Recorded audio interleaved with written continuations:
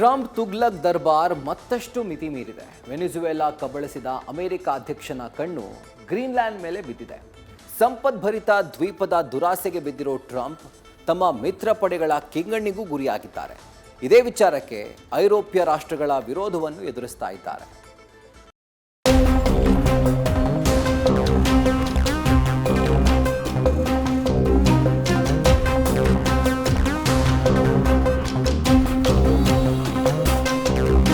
ಆಸೆ ಒಳ್ಳೆಯದೇ, ಆದರೆ ಅತಿ ಆಸೆ, ದುರಾಸೆ ತೀರಾ ಕೆಟ್ಟದ್ದು. ಇಂಥ ದುರಾಸೆಗೆ ಬಿದ್ದಿರೋ ವಿಶ್ವದ ಸೋಕಾಲ್ಡ್ ದೊಡ್ಡಣ್ಣ ಟ್ರಂಪ್ ಎಲ್ಲರ ಕಿಂಗಣ್ಣಿಗೆ ಗುರಿಯಾಗಿದ್ದಾರೆ. ಅಮೆರಿಕ ಅಧ್ಯಕ್ಷರ ಗ್ರೀನ್ಲ್ಯಾಂಡ್ ಮೇಲಿನ ಮೋಹ ಮಿತ್ರಕೂಟವನ್ನೇ ತುಂಡು ತುಂಡಾಗಿ ಮಾಡುವ ಸುಳಿವು ಸಿಕ್ಕಿದೆ.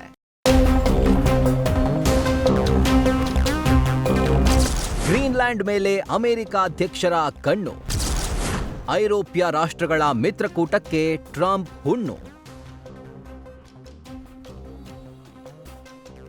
ವೆನಿಜುವೆಲಾವನ್ನ ಆಕ್ರಮಿಸಿದ ಬಳಿಕ ಅಮೆರಿಕ ಅಧ್ಯಕ್ಷ ಡೊನಾಲ್ಡ್ ಟ್ರಂಪ್ ಗ್ರೀನ್ಲ್ಯಾಂಡ್ನ ಸ್ವಾಧೀನಪಡಿಸಿಕೊಳ್ಳುವ ಮಾತನಾಡಿದ್ರು.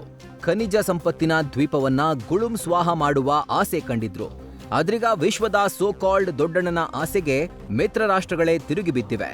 ಗ್ರೀನ್ಲ್ಯಾಂಡ್ ಅನ್ನ ಖರೀದಿಸುವ ಟ್ರಂಪ್ ಪ್ರಯತ್ನಕ್ಕೆ ಯುರೋಪಿಯನ್ ದೇಶಗಳ ಒಕ್ಕೂಟ ವಿರೋಧ ವ್ಯಕ್ತಪಡಿಸಿವೆ. ಈ ಮೂಲಕ ಅಮೆರಿಕ ಮಿತ್ರಕೂಟ ಒಡೆದು ಹೋಳಾಗಿದೆ. ಗ್ರೀನ್ಲ್ಯಾಂಡ್ ವಿಚಾರಕ್ಕೆ ಅಮೆರಿಕ ತನ್ನ ಮಿತ್ರಕೂಟಗಳ ದ್ವೇಷವನ್ನ ಕಟ್ಟಿಕೊಂಡಿದೆ.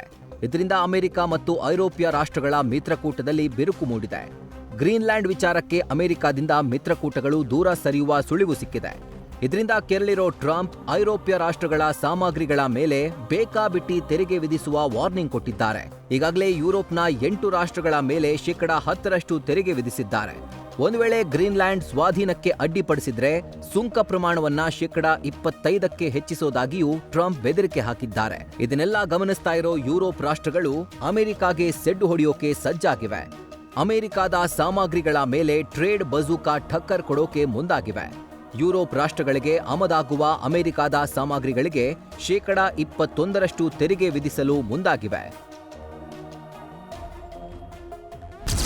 ಫ್ರಾನ್ಸ್ ಅಧ್ಯಕ್ಷರ ಜೊತೆಗಿನ ಸಭೆಗೆ ಟ್ರಂಪ್ ನಕಾರ. ಡೊನಾಲ್ಡ್ ಟ್ರಂಪ್ ಮಾಡ್ತಾ ಇರೋ ತುಗ್ಲಕ್ ದರ್ಬಾರ್ನ ಫ್ರಾನ್ಸ್ ಖಂಡಿಸಿದೆ. ಈ ಮಧ್ಯೆ ಅಮೆರಿಕ ಅಧ್ಯಕ್ಷರನ್ನ ತುರ್ತು ಮಾತುಕತೆಗಾಗಿ ಫ್ರಾನ್ಸ್ ಅಧ್ಯಕ್ಷ ಮ್ಯಾಕ್ರೋನ್ ಕರೆದಿದ್ರು. ಆದರೆ ಟ್ರಂಪ್ ಈ ಸಭೆಯಲ್ಲಿ ಭಾಗಿಯಾಗಲು ನಿರಾಕರಿಸಿದ್ದಾರೆ. ಇತ್ತ ದಾವೋಸ್ನಲ್ಲಿ ಕೆನಡಾದ ಪ್ರಧಾನಿ ಮಾರ್ಕ್ ಕಾರ್ನಿ ಗ್ರೀನ್ಲ್ಯಾಂಡ್ ವಿಚಾರದಲ್ಲಿ ಡೆನ್ಮಾರ್ಕ್ಗೆ ಬೆಂಬಲವನ್ನ ಸೂಚಿಸಿದ್ದು ಟ್ರಂಪ್ ವಿರುದ್ಧ ಹರಿಹಾಯ್ದಿದ್ದಾರೆ.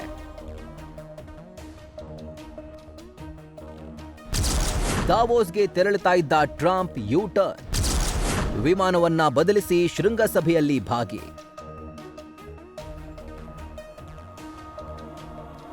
ಅಮೆರಿಕ ಅಧ್ಯಕ್ಷ ಡೊನಾಲ್ಡ್ ಟ್ರಂಪ್ ಸ್ವಿಟ್ಜರ್ಲೆಂಡ್ನ ದಾವೋಸ್ಗೆ ತೆರಳುತ್ತಾ ಇದ್ರು. ಆದರೆ ಆಗಸ್ಟ್ದಲ್ಲಿಯೇ ಅಚ್ಚರಿ ಬೆಳವಣಿಗೆ ನಡೆದು ಮಾರ್ಗ ಮಧ್ಯೆಯೇ ಯು-ಟರ್ನ್ ಹೊಡೆದಿದ್ದಾರೆ. ಟ್ರಂಪ್ ಏರ್ಫೋರ್ಸ್ 1 ವಿಮಾನ ದಾವೋಸ್ಗೆ ತೆರಳಲು ವಿಫಲವಾಗಿ ವಾಪಸ್ ಆಗಿದೆ. ಏರ್ಫೋರ್ಸ್ 1 ಟೇಕ್ ಆಫ್ ಆದ ಸ್ವಲ್ಪ ಸಮಯದ ನಂತರ ತಾಂತ್ರಿಕ ಸಮಸ್ಯೆ ಕಂಡುಬಂದಿತ್ತು.